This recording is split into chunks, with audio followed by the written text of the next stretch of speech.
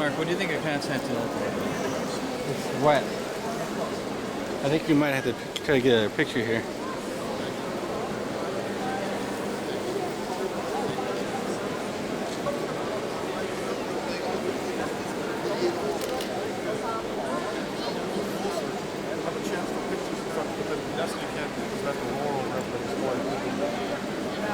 This mosque is built for the Sultan called Ahmed I. He is the 14th of the imperial line. He was 14 years old when he assessed the throne, and he died 14 years later when he was only 28. But within that short reign, he was able to have this mosque built as his imperial mosque. So we know that whole area as well as the mosque as the Sultan Ahmed Mosque. And local people would not understand Blue Mosque. If you ask them about Blue Mosque, you most probably will get a response as they know it as Sultan Ahmed Mosque. And it was built in 7 years' time between 1609 and 1616. So this is about 30 years after Selimiye that we've seen yesterday. And it got so famous because of the interior decoration.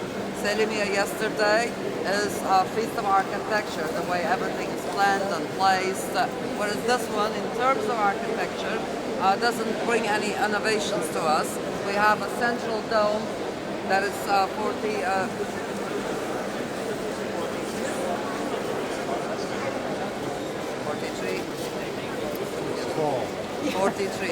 I think yeah, you're right. It's 43. 43 feet. Yeah, it's like 130 feet roughly is the height of the dome. It's divided into 4 semi-domes this time, and we have these big pillars called elephant's foot. Their diameter is 15 feet. They support the weight of the dome.